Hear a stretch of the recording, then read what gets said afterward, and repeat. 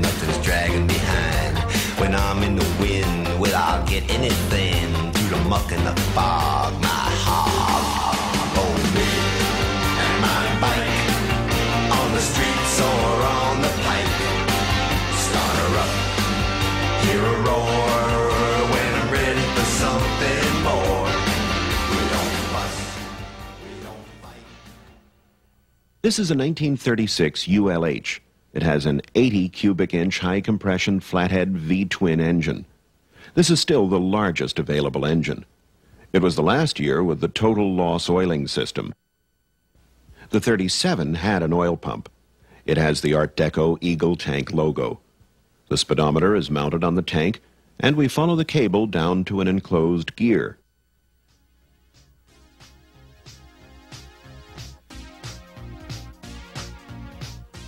The transmission unit with bicycle kicker pedal.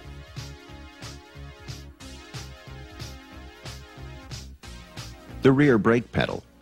The ride control friction dampener, which changed the tension on the front end for a softer or harder ride.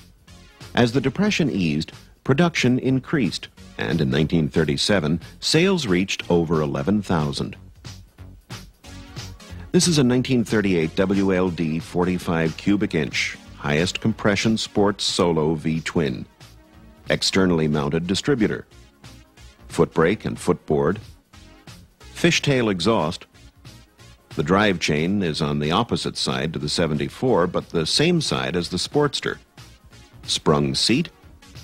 Deco tank. Speedometer mounted on a tank dash.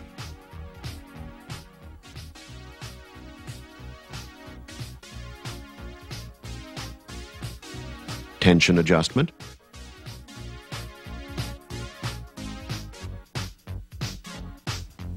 Front fender light. And it also has more chrome on it.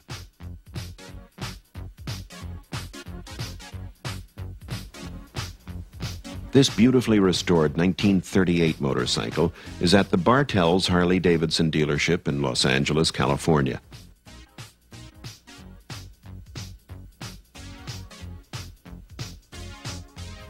Harley Davidson owners are devoted to their machines like nobody else. Any given Saturday, they'll stop by their local dealership, and any Sunday the weather's nice, they'll be out riding. Not because they have to get somewhere, but for the pleasure of the ride. They've got the fever.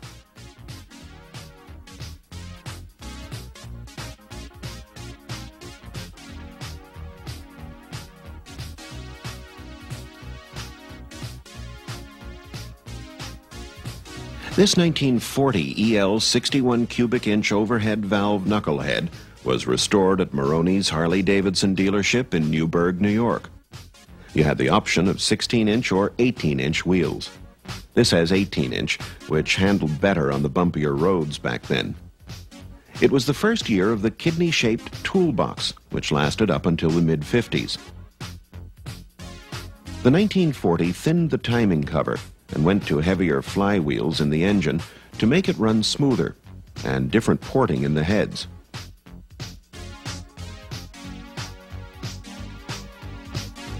(1940) was the only year for the small round air cleaner which had been an option in the late 30s. It was the first year for the metal tank emblem, and the only year without sergeant's stripes, which ran front to back on the tank.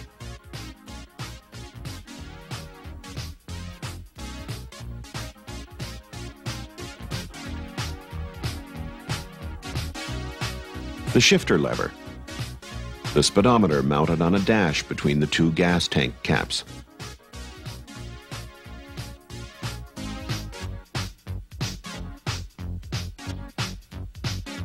This was the first year for the oval running boards, which were standard until 1965. Notice the Harley-Davidson Motor Company badge emblem on the oil tank. Harley-Davidson's engine design and performance from the knucklehead on created state-of-the-art machines due to input given by famous racer Joe Petralli.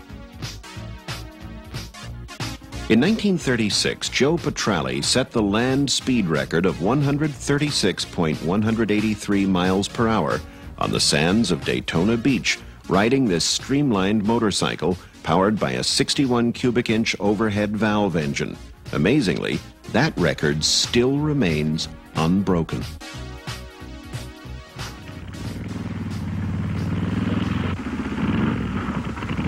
In the 1930s, The Whispering Shadow was a popular serial.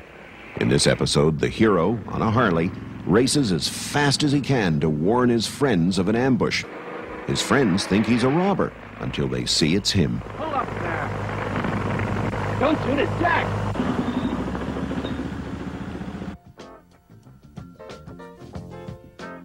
The 1941 FL was equipped with a super-powered overhead valve 74 cubic inch engine and centrifugal oil pump.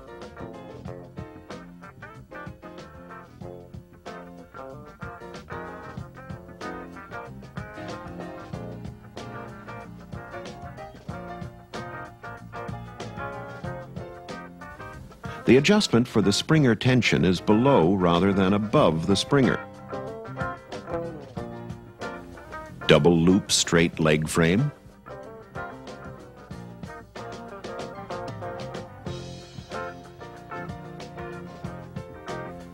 Manual advance and retard mechanism on the handlebars. The left hand controlled the spark advance and retard, and the right hand controlled the throttle.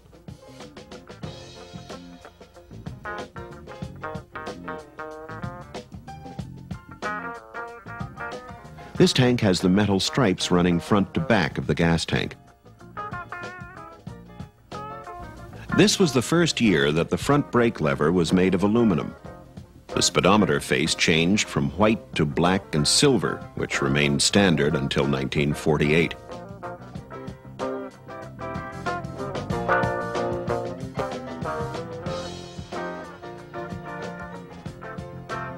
A rare bike of the 1940s, a 1941 WLDR 45 cubic inch flathead.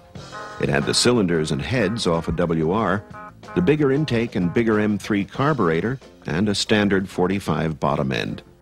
It was designed for competition but was street legal.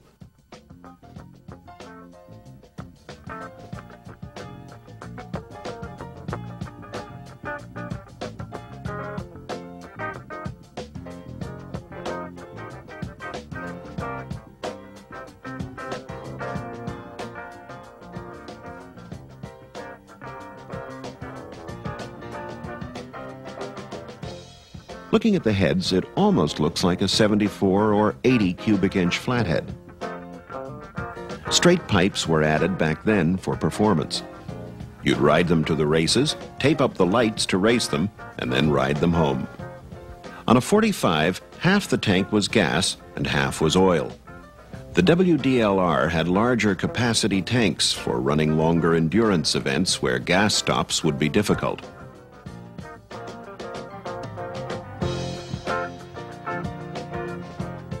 This bike illustrates Harley Davidson's design philosophy. You can see how similar today's Heritage looks to this earlier classic. Survey cars had begun in 1932 and were made up until 1974. This is a handbook for a 1966 Survey car. This is a 1941 Survey car.